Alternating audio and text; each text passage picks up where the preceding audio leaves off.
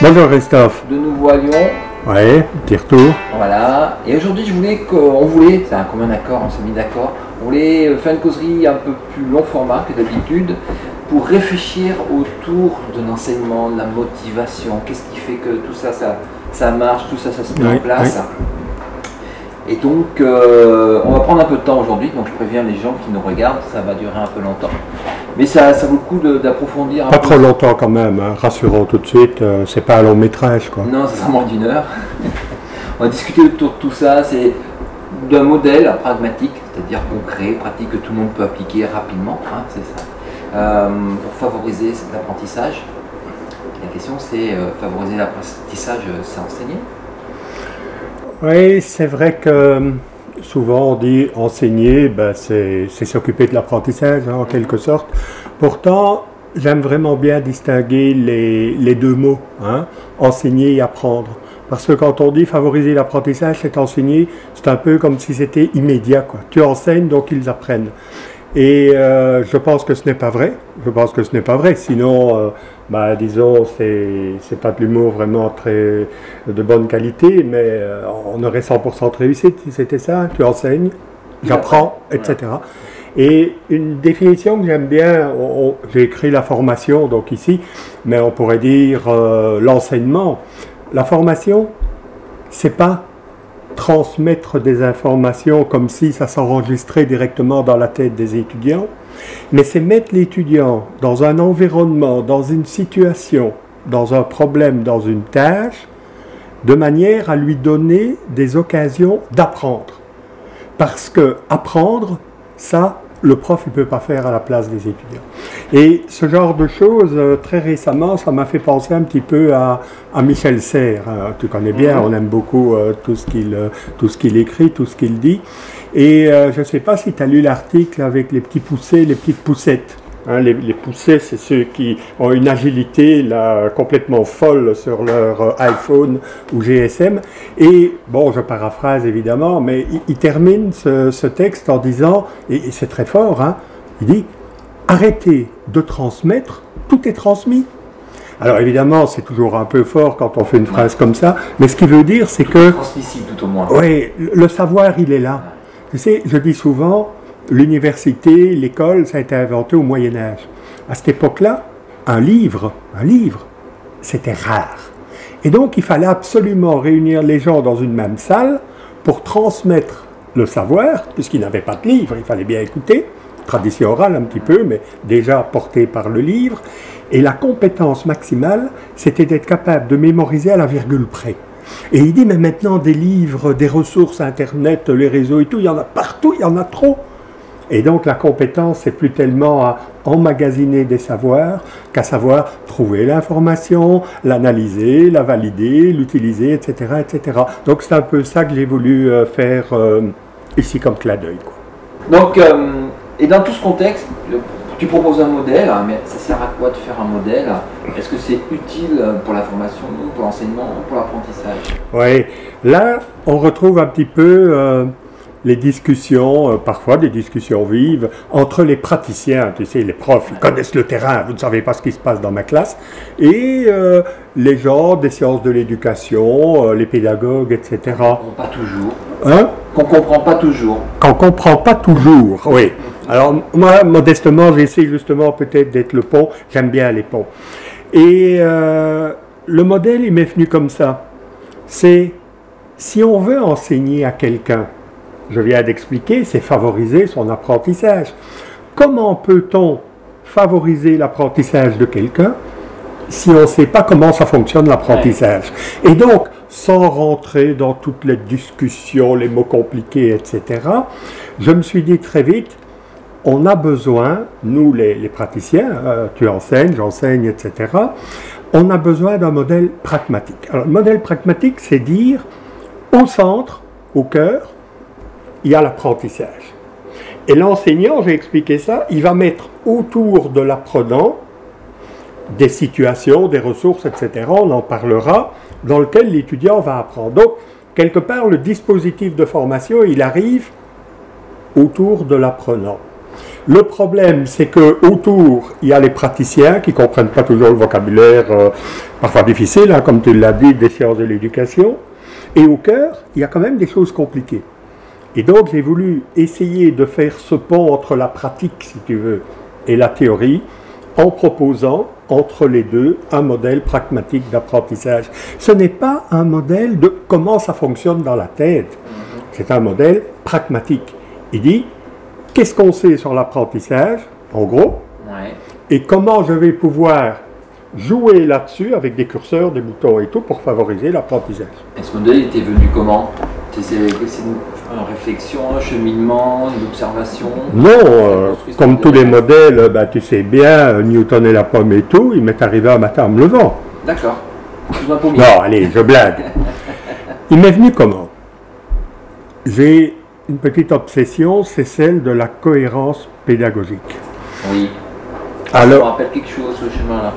Oui, c'est un schéma, on peut le dessiner de différentes façons. En fait, il vient de Bix. Hein? Ouais. Et Bix parlait de l'alignement pédagogique. Moi, je voyais ça sur une ligne. Là, tu m'as mis ça sur un cercle. Oui, mais le problème avec les lignes, tu sais, tu te souviens des alignements de Carnac, hein? Ouais. Ça part au loin et on ne sait plus très bien. Ici, le cercle, il montre qu'il y a une volonté systémique. Mais Que on peut tout être ça, aligné sur un cercle. on peut être aligné sur un cercle. D'accord. Et donc, Bix disait, dans une formation, c'est important de mettre en cohérence, j'aime mieux ça, les objectifs. Ah, les objectifs, c'est où on va, les méthodes, comment on va y aller, et l'évaluation, c'est-à-dire savoir que l'apprenant y est arrivé. Alors moi, j'ai fait un petit clin d'œil, là, ben, c'est un peu normal, je m'intéresse à la technologie, j'ai rajouté les outils, on voit les objectifs, les méthodes, les outils, et l'évaluation, qui est un peu partout. Ce n'est pas que l'évaluation du prof qui fait des examens, mais c'est les outils d'évaluation que tu donnes à l'étudiant pour qu'il se rende compte s'il a atteint les compétences, tu vois. Et donc, cette idée de où on va, comment on y va, avec quels outils, comment on va savoir qu'on est arrivé, en gros, eh bien, c'est ça qui m'a fait réfléchir. Alors, ici, sur les objectifs, j'ai réfléchi sur les, le mot, on l'utilise 10 fois par jour, sur les compétences. Les méthodes, j'ai été voir dans les séances de l'éducation qu'est-ce qu'on racontait sur les façons d'encourager l'apprentissage. Et puis j'ai été voir les technologues, les tout fous de technologie, qu'est-ce qu'ils disaient. Alors, les compétences, c'est un mot, si on commence à regarder la définition du mot compétence, on ne va pas finir aujourd'hui. Hein. Alors moi, j'ai résumé ça très très vite. Et je peux te dire, c'est en accord avec Pernoud, Le Botter, Tardif de Kettel, enfin tous ceux qui ont réfléchi. Tu as des contenus. Alors les contenus, ben, ce sont des ressources, ce sont des événements, ce sont des relations entre les personnes, peu importe. Des capacités, c'est-à-dire des façons de traiter les contenus, hein, c'est le cœur de la méthode, et finalement des contextes. Parce que on ne discute pas des technologies, tu le sais bien, de la même manière dans un amphi ou dans un barcamp. Hein, oui. Il y a des questions de contexte, d'atmosphère. Donc ça, c'est le premier point. Alors pourquoi les compétences au niveau des objectifs? Écoute, dès que nous parlons de technologie, nous allons parler d'information, valider l'information, être capable de chercher l'information. On va parler de la créativité, on va parler du travail en groupe, en équipe, en réseau, etc. Et donc, toutes ces compétences, elles évoquent pour moi des choses qui ont à voir avec les technologies. Ça, c'est une question des objectifs. Je vais revenir 2 secondes sur compétences. Place le learning outcome. Attends, c'est quoi le mot à la mode en ce moment? Learning outcomes. Ouais, c'est ça. Oh là là. Écoute, quand il y a une bonne vingtaine d'années d'ici, je suis arrivé en pédagogie, on parlait des objectifs. Les objectifs opérationnels, spécifiques, généraux et tous ces trucs-là. Et puis, 10 ans après, on a parlé des compétences. Il y en a encore qui discutent sur la différence entre les deux. Et à l'heure actuelle, on parle des learning outcomes. Alors, learning outcomes, ça veut dire acquis d'apprentissage. En gros, tu montes un programme de formation en n'importe quoi et tu te poses la question, qu'est-ce que les étudiants connaîtront, seront capables de faire et seront capables de démontrer au terme du parcours d'apprentissage. Donc les Learning Outcomes, c'est quelque chose qui est très fort du côté des indicateurs. Comment tu vas voir que ton apprenant a atteint les objectifs de manière concrète? Et donc, tu as raison de le souligner, c'est bien dans cette mouvance-là. Les objectifs, apprendre. Ah, on est au cœur. Alors, tu as dit on ne va pas faire un long métrage. C'est vrai qu'on parle de Piaget. Alors, je ne vais pas résumer Piaget en 2 minutes, mais je vais quand même essayer. Piaget, il a dit le constructivisme, hein, c'est à l'étudiant de construire ses connaissances, ses compétences et tout. Alors, il y a des tas de modèles, de réflexions là-dessus. Moi, je résume. Christophe, je ne peux pas apprendre à ta place. Oui, Marcel. C'est à toi à construire tes connaissances. Oui, Marcel. C'est à toi à construire. Constructivisme, Piaget. Vygotsky, il dit oui, mais on n'apprend pas tout seul. On n'apprend pas tout seul et très, très vite les gens résument Vygotsky à travailler en groupe. Et ce n'est pas vrai. C'est travailler dans un environnement, dans des contextes, dans une perspective socio-historique, d'un groupe dans lequel le petit enfant apparaît et dont il va devoir apprendre les façons de vivre, de travailler, d'interagir, etc., etc. Et donc c'est bien plus large que le cadre de l'école. Alors ils sont quand même très différents, hein. Piaget et Vygotsky par exemple. Piaget disait à un enfant de 8 ans, ça ne sert à rien de lui donner des choses pour un enfant de 9 ans parce qu'il n'est pas encore mûr au niveau de sa construction mentale, etc. Et Vygotsky disait, il faut toujours mettre des choses un peu en avant, un peu au-delà de ce que l'étudiant sait pour qu'il progresse. La zone de développement proximal. La zone de développement proximal. Le constructivisme. Il manque M. Bandura là, dans ton... Ah oui, Albert. Sites, oui. Albert Bandura. C'est intéressant, Albert Bandura. Et c'est intéressant, on en parle très peu. J'entends pas mal de nos collègues là, qui travaillent sur les univers virtuels et ces choses-là. Alors, finalement, les pédagogues disaient c'est à l'étudiant de construire ses connaissances. Et on est arrivé très vite, peut-être trop vite, à un mouvement pédagogique qui s'appelait le mouvement pédagogique des méthodes actives. Et donc, il fallait travailler par problème, par projet, c'était à l'étudiant à retrousser ses manches et à le faire lui-même. Bandura nuance. On peut apprendre en voyant d'autres personnes faire. C'est ce qu'il appelle l'apprentissage vicariant. Et ça, c'est extrêmement intéressant. Prends l'exemple de la vidéo, la bonne vieille vidéo, hein, maintenant on appelle ça podcast, enfin bon, bonne vieille vidéo. Tu vois une personne qui fait une action. Et par rapport à cette action, il est félicité ou il est puni. Eh bien, la personne qui regarde se dit, attention, si je fais ça ou si je ne fais pas ça, il va m'arriver telle chose ou telle chose. Et donc, l'étudiant apprend la valeur de l'action, pour résumer et aller très vite, c'est bien ou c'est mal, et aussi ce qui va lui arriver s'il le fait. Autrement dit, moi je dis souvent à mes étudiants, on peut apprendre par procuration. Et donc, oui, on peut apprendre en voyant, on n'est pas toujours obligé de le faire. On peut apprendre en étant immergé dans un univers virtuel, etc., etc. Et je crois que ce serait intéressant de prolonger les idées de Bandura vers les univers virtuels et tout. Et finalement, il y a Brunner. Et Brunner, c'est intéressant aussi parce qu'il va parler de la contextualisation. Il dit que la théorie qui est privée des contextes dans lesquels ces théories sont nées, ça ne sert pas à grand-chose. Ça sert bien sûr à caler les idées, à avoir des principes, des invariants, des lois, des règles, mais ça ne suffit pas. Alors, avec ça, on peut déjà parler d'un modèle d'apprentissage. Hein. Piaget, les ressources, je résume ici, Vygotsky, les interactions, Brunner, les contextes, etc. Un jour, figure-toi, je donne un cours comparable en Afrique du Nord. Et quelqu'un me dit, mais Marcel, monsieur Lebrun, les gens que vous présentez là, ce sont tous des Européens, des Occidentaux, des gens du Nord. Ils sont du XXe siècle. Mais est-ce que vous savez, je ne peux pas m'empêcher de le sortir, que chez nous en Tunisie, il y avait déjà une kaldoun, 14e siècle, 14e siècle Christophe, 6 siècles, qui parlait des supports didactiques, de la concrétisation, de l'apprentissage collectif, de la résolution de problèmes par le co-apprentissage, etc., etc. C'est fascinant, non?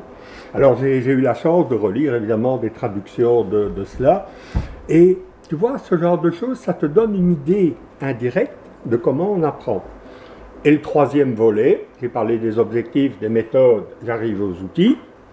Alors, beaucoup de gens connaissent ma petite caricature ici, qui vise à dire, malheureusement, pas mal de pratiques de recherche aussi en matière de technologie de l'éducation montrent qu'en gros, les personnes font avec les nouveaux outils la même chose que ce qu'ils faisaient avant. Elles reproduisent leur enseignement. Ouais. Tu avais un mot pour ça, je crois. L'effet carrosse. C'est-à-dire que quand on a construit les premières voitures, elles ressemblaient étrangement à des carrosses. En fait, on a enlevé les chevals et on a mis un moteur vapeur, un explosif à la place, et ça ressemblait à des carrosses. C'est qu'au fur et à mesure que ça a évolué, ça a évolué avec le temps. Des voitures actuellement. D'accord. Donc ça met un peu de temps, il faut sauter plusieurs générations, même parfois, pour que l'évolution se répartisse chez des gens. Donc, même moi, dans ma génération, on a appris avec l'écrit, avec un prof en présentiel. Donc sortir de ce schéma-là, c'est pas évident. Ça demande de l'énergie. Hein. Voilà. Moi, ça me fait penser, tu utilises la métaphore du carrosse, moi j'utilise souvent la métaphore du théâtre. Hein. Théâtre qui est devenu le cinéma. Avec les mêmes choses. Hein. Quand on a inventé le cinéma, on a dit « mais les gens ne vont plus aller au théâtre ». Les théâtres, ça existe toujours. Les premiers films de cinéma, on mettait sur les bords du film, si tu veux, de l'écran, une sorte de petit rideau comme ça, pour que les personnes qui regardent ne soient pas trop mal à l'aise, quoi. Et donc, on le dit trop souvent, on pense que l'innovation, c'est « et demain c'est fait », alors que c'est quelque chose qui est très profond en nous, qui demande du temps, de l'énergie, etc. Alors ça, c'est une autre métaphore. Hein. En fait, voilà, tu as deux profs, il y en a un qui utilise des vieux outils, et il regarde d'une manière assez envieuse l'autre prof qui utilise de nouveaux outils, mais il utilise l'aspirateur en faisant la même chose. Donc, si tu veux critiquer, enfin, aller dans le détail, là, le tapis est plus grand ici. Oui, c'est vrai. Et si tu vas aussi dans le détail, tu remarqueras que la prise de courant n'est pas mise. Hein. Donc, voilà.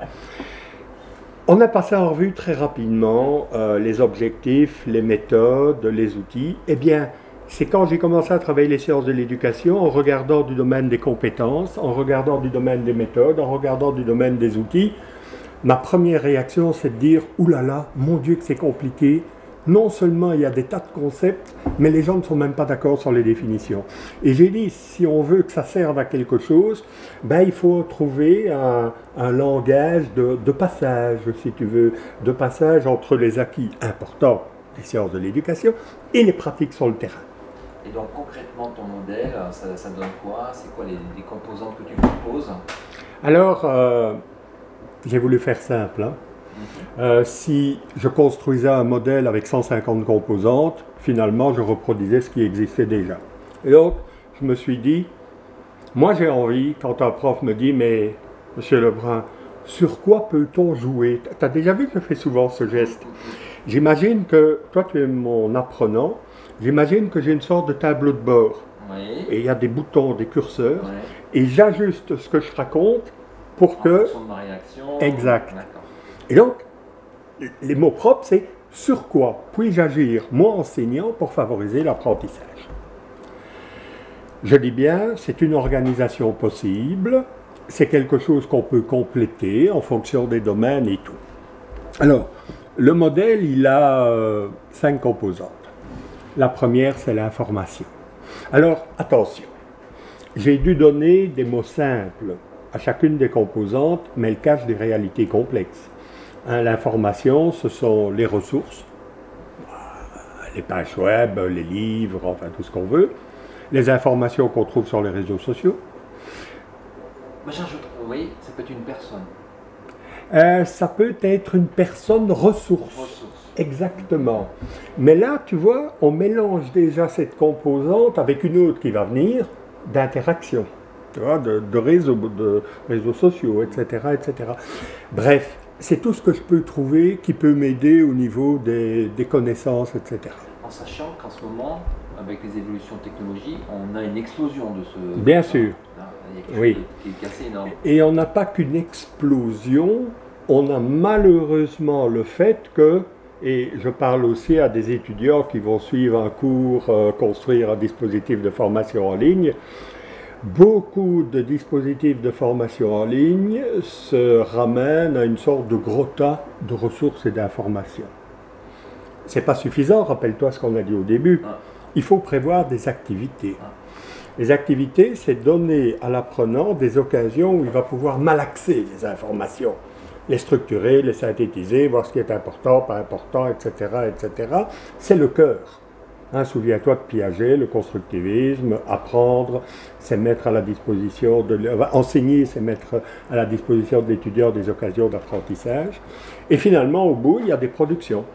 Alors les productions, attention, ce n'est pas que les travaux des étudiants, c'est des solutions à des problèmes, c'est des nouveaux comportements, de nouvelles connaissances. Je dis souvent, c'est le chef-d'œuvre. Un chef-d'œuvre, c'est important. Les compagnons là, qui allaient sur les chemins de France pour apprendre leur métier auprès des maîtres, quand ils avaient fini, ils construisaient un chef-d'œuvre. Et ils étaient capables de dire « learning outcomes ». Qu'est-ce que tu es capable de faire? Ça. Et donc, il y avait cette idée-là. Et ce moteur, là, dans tout ça, avec ces trois agents, comment ça tourne? C'est quoi la dynamique? Comment, oui. Quelles sont les actions, les interactions entre ces trois grands pôles que tu Oui, tu as très bien vu, hein, quand on regarde ces trois éléments, finalement, je dis souvent avec un clin d'œil, je ne peux pas me tromper, quoi. C'est input, les informations, process, activité, output, production. Et évidemment, il faudrait une manivelle pour que ça tourne. Hein. Alors la manivelle, il y en a deux finalement pour moi. Donc déjà trois composantes au modèle, voici les deux autres. La première, le premier moteur, c'est la motivation. Alors encore une fois, là derrière, il y a un monde. Hein. Si tu prends certains, ils diront la motivation, c'est quand l'activité a du sens. Hein. La motivation, c'est quand l'étudiant perçoit qu'il va acquérir des compétences importantes pour lui. La motivation, c'est la valeur de la tâche. Là, je suis dans les théories de Roland-Viau, par exemple. Il y en a d'autres qui ont dit la motivation, elle vient du fait de sentir bien dans un groupe. Là, on est plus du côté du bien-être, de Ryan Powelson, etc. Donc, derrière chaque bulle, il y a pas mal de choses. Alors les gens m'ont dit, votre modèle il est trop simple, il faut tout. Si tu vas voir sur Internet, apprentissage Lebrun, tu vas voir qu'il y en a qui ont fait mais une page entière. Hein. Non, moi j'ai voulu qu'il soit simple, de manière que le prof, le formateur, aille lui-même raccrocher les éléments qui lui semblent importants. Et le deuxième moteur, ben, c'est l'interaction. Alors tu vois que la motivation, elle est plutôt du côté de l'information, des activités, des ressources, des problèmes. L'interaction, elle est plutôt de l'autre côté. La motivation pour que l'étudiant rentre dans l'apprentissage et l'interaction pour qu'il soit soutenu dans l'apprentissage qu'il est en train de réaliser. Alors la dernière chose importante, on ne la voit pas toujours, c'est la petite boucle ici en bas qui dit que les productions que tu acquiers dans un processus vont te servir à un autre processus. Et ça, c'est intéressant, hein, Christophe, parce que tu vois que c'est un modèle, bon, très simplement, systémique. Et les modèles systémiques, ils peuvent donner naissance à des spirales ascendantes. L'étudiant qui réussit bien, qui progresse, qui est encouragé, et hop là, il devient grande distinction. Et l'étudiant qui, ça va pas bien, il échoue, il comprend pas et tout, et tu as la spirale infernale, tu vois. La démotivation, le désengagement, l'abandon, etc., etc. Donc, c'est un petit modèle, mais je trouve qu'il y a énormément de choses, et au moins, c'est une sorte d'ossature pour que les enseignants, nos élèves, qui lisent des choses, ben, puissent aller raccrocher à une structure finalement compréhensive, qui n'est pas extensive, mais qui est compréhensive, des éléments qui me semblent importants dans le processus d'apprentissage. Ce qui est intéressant, hein, Christophe, c'est que quand tu dois travailler avec des profs et tout, et qui te disent « Ouais, mais sur quoi est-ce que je dois m'appuyer ?» Tu fais comme ça. Motivation, information, etc. 5 composantes. C'est quelque chose qu'on peut retenir. Dès que tu dépasses les 20 composantes, il n'y a plus personne qui retient rien. Ça devient sémantiquement compliqué à voir l'organisation. Et donc, moi, je préférais... Tu sais, fondamentalement, je suis un physicien. Hein. Et un physicien, c'est quelqu'un qui recherche des concepts simples, des invariants, des modèles, etc. Tu te rends compte, là, je ne veux pas prétendre que ça arrive à ce niveau-là, mais la loi de gravitation, ça peut expliquer une balle de tennis sur un set, ça peut expliquer une pomme qui tombe d'un arbre, ça peut expliquer des planètes qui tournent. Et donc, moi, ce que j'aime bien, c'est d'essayer de retrouver des principes premiers. Je ne dis pas qu'ils sont tous là, je ne dis pas que l'organisation est bonne, mais je dis, au lieu de travailler à l'éparpillement des notions et des recherches qui nous submergent, est-ce qu'il ne faudrait pas faire un travail sérieux de remettre ensemble toutes ces choses qui parlent à peu près de la même chose, en gardant les spécificités, c'est très important, hein. Il n'y a pas que 5 principes dans l'univers, on sait bien, mais qui est cette ossature qui me permette de guider mon raisonnement et mon action. Alors ici, c'est très simple, j'ai simplement voulu montrer que les 5 composantes du modèle d'apprentissage, finalement, elles étaient liées à des paramètres importants au niveau des objectifs, hein, l'information, le contexte, les compétences, le travail d'équipe, la construction, etc. Donc, au moins, j'ai essayé de faire une cohérence entre les objectifs et les méthodes. Je trouve que le modèle s'adapte bien. Et concrètement, il sert à quoi ce modèle? Ah oui, bon. Eh bien, je recommence depuis le début. Voilà. D'accord. Concrètement. Alors, concrètement. Alors, je donne quelques exemples, et ces exemples-là, ce ne sont pas des exemples théoriques, hein, ce sont des choses que j'ai déjà faites avec des étudiants. Concrets. Par exemple, dans un service comme ICAP ou à l'IPM, on est amené à évaluer des enseignements. Évaluer des enseignements, c'est très souvent questionner les étudiants sur quelles sont vos perceptions, avez-vous appris? Eh bien, tu as un principe organisateur, qu'est-ce qui vous a motivé? La qualité des ressources, les activités vous ont-elles aidé? Les travaux de groupe commencent à marcher? Et votre production, c'était intéressant, etc. Donc ça permet de structurer une évaluation d'enseignement. Un autre exemple, dans le cadre d'ISUP, c'est une recherche où on est impliqués tous les deux, on essaie de voir les implications de méthodes pédagogiques qui utilisent les technologies.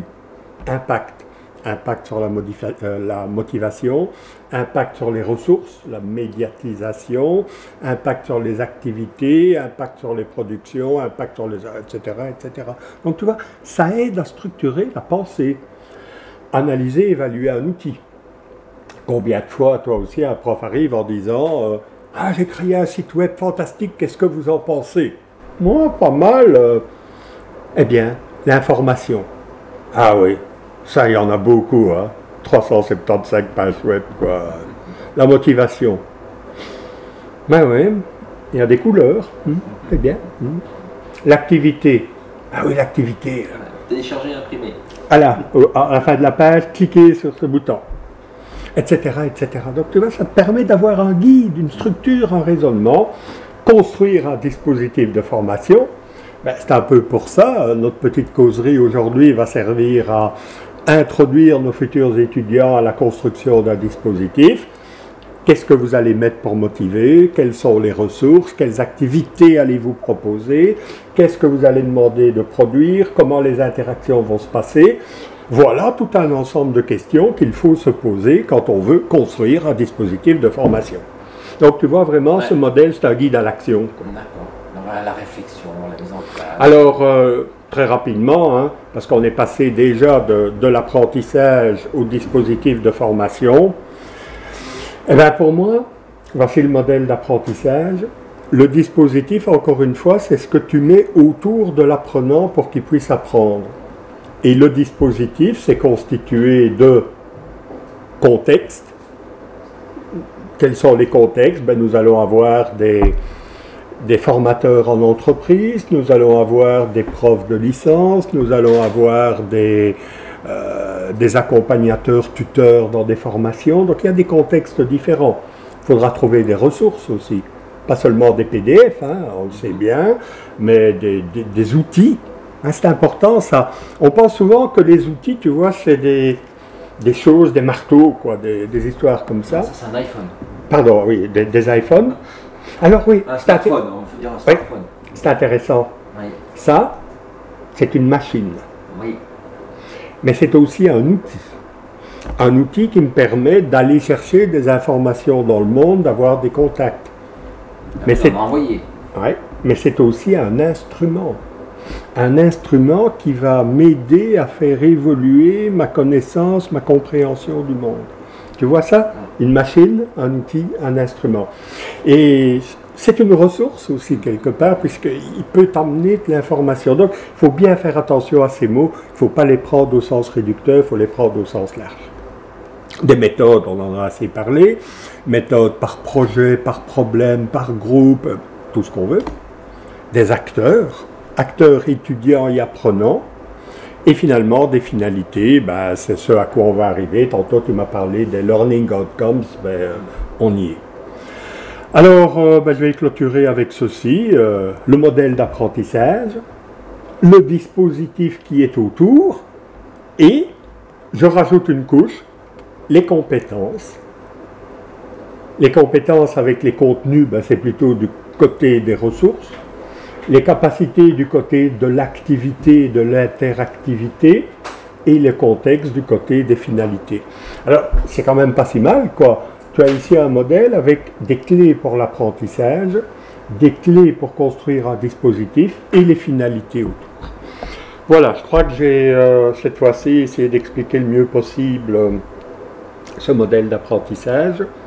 Il en est d'autres, hein, il existe d'autres types de modèles, mais je pense, pour l'avoir pratiqué, que celui-ci, c'est un modèle qu'on peut comprendre assez facilement et qui va piloter l'action dans une bonne direction, quitte à ce que, en chemin, on doive aller chercher évidemment d'autres infos et tout.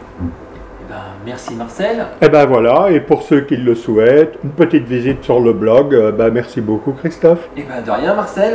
Et à la prochaine. On va un petit chocolat. Oh, mais je vais t'offrir un petit chocolat belge, un Côte d'Or. Voilà Christophe. Tout ça. Il a bien écouté alors. Voilà, et pour poursuivre les actions, donc il y a des forums, il y a des blogs, il y a des Twitter, il y a des machins où on peut prolonger, être en interaction dans différents contextes. Exactement. À bientôt. Salut Christophe.